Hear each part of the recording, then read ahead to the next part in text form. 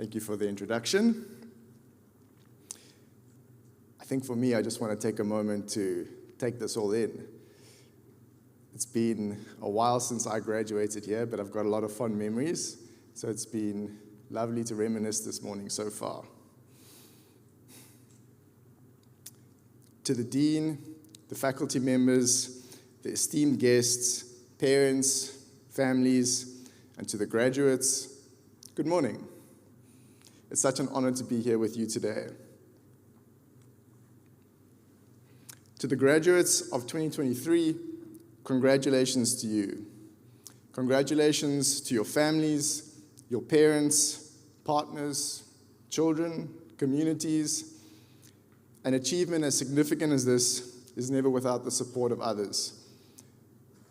So celebrate this moment and enjoy it with your loved ones, because trust me, you'll remember these moments for a very long time. The oath-taking ceremony in the health sciences and the graduation that accompanies is similar to a wedding ceremony and its reception. If you've been to a few weddings, you might get where I'm going with this.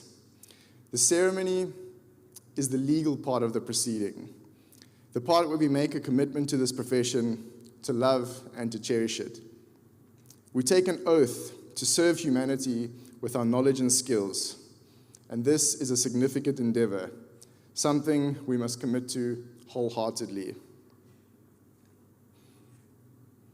I'd like to be honest with everyone. I was quite surprised when I got a message to say, would you come and speak at this oath-taking ceremony? I think the introduction I received was incredibly generous, but I don't consider myself a success in any way, shape, or form.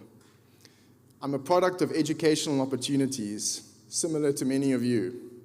Firstly in high school for some sporting ability, then at this university for my academic potential.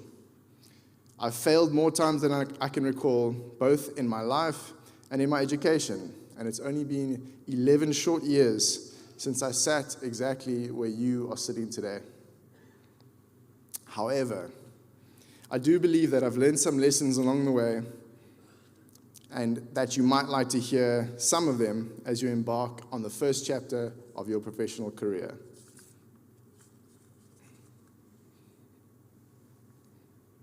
It's quite funny that I'm here giving this speech because I love to watch graduation speeches. And in preparation for today, it's given me a good reason to revisit them again. They always get me fired up and ready to take on the world. But being the realist that I am, I realized my biggest challenge in curating this speech is that I am not the motivational speakers that I love to watch. I would self-assess my character as somewhere between David Goggins and Brené Brown, working hard to carry all the boats, but also being vulnerable in facing my fears and shame. And I believe we need both in different measures throughout our career. But let me stick to what I know and try to speak from the only perspective I can, my own. So I humbly ask that you indulge me as I share 5 lessons from my first decade as a professional. Lesson 1, invest in yourself. Invest early, aggressively, and spare no cost. Read books, listen to podcasts, do short courses, and learn by following your curiosity and interests. Everything will be of benefit to your career. It'll help you relate to people, increase your skill set, and your persona. I found it a heavy burden to be a young 20-something now responsible for the health and well-being of adults, breadwinners, parents, and their children. The only way I believe we can serve them adequately is for us to become the best versions of ourselves. This evolution and self-actualizing can last an entire lifetime, but it's best to start the process as early as possible. I know some incredible professionals who have the worst EQ. They can't communicate with others and they've got no bedside manner. I also know professionals who are immensely respected by their patients and peers, not because of their knowledge, but because they have developed themselves enough to relate and connect with others. So invest in yourself. Lesson 2. Enjoy the process more than you enjoy the outcome. In my most recent experience of being a student in 2017, I would sit at my kitchen table at 5 a.m. in the morning, coffee in hand, dreaming about my graduation, my outcome. What caption would I have on my post, and how many people might like it? How good would a framed publication look next to my 2 degrees, all mounted like a shrine to myself in my office, for patients and all my colleagues to see? Yes, it's important to know our destination, but it's more important to love the process of how we get there. I now look at my graduation pictures and my degrees on the wall and think of those early mornings, the sacrifices, the thrill of finding a new paper, of writing a great paragraph, and the discipline it instilled in me to balance work and studying at the same time. The process is always the best part, whether you realize it yet.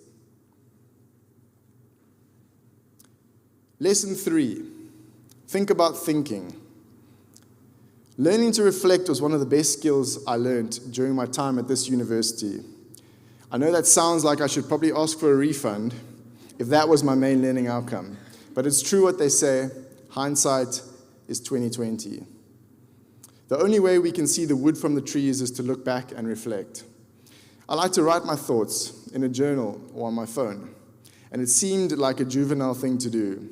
But when you've got 10 years of reflecting of your life, career, and all the decisions you've made and lessons you've learned, you'll thank me. The other half of thinking is to think critically.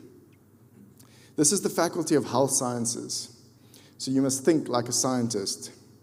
Think critically, not only in regard to appraising new information, but think critically about our own beliefs and practices. You don't know what you don't know. So I encourage you to stop periodically and think, is what I'm telling my patient actually true? Lesson 4, work hard. This is the David Goggins in me. Before life gets filled with responsibilities, put in the hard work. In the first decade, I believe it's less about how much you earn and all about how much you learn. And learning in this instance means working hard. Arrive early, leave last, and do more than is required of you. Most people won't be willing to do this, and that's okay. But if you have a destination in mind or a why that drives you, by all means, put in the hard work. Yes, you must work hard and smart, but thinking smart before you learn to work hard means you might take shortcuts. Think of your journey through this university. You appreciate arriving at this destination because you've worked so hard for it. In life, you will very rarely reap the fruit of a seed you didn't plant, so put in the hard work. The final lesson, compassion. This is the Brené Brown in me, so allow me to quote her verbatim. Compassion is not a relationship between the healer and the wounded. It's a relationship between equals. Only when we know our own darkness can we be present with the darkness of others. Compassion becomes real when we recognize our shared humanity.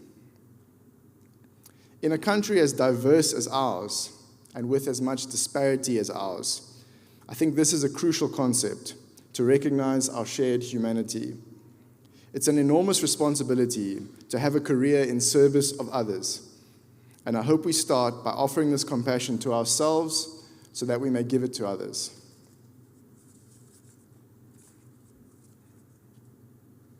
My colleagues, esteemed guests, thank you for your time and this opportunity.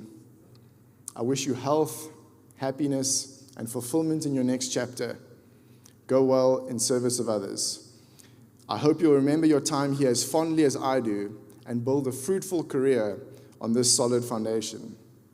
Till we meet again, God bless.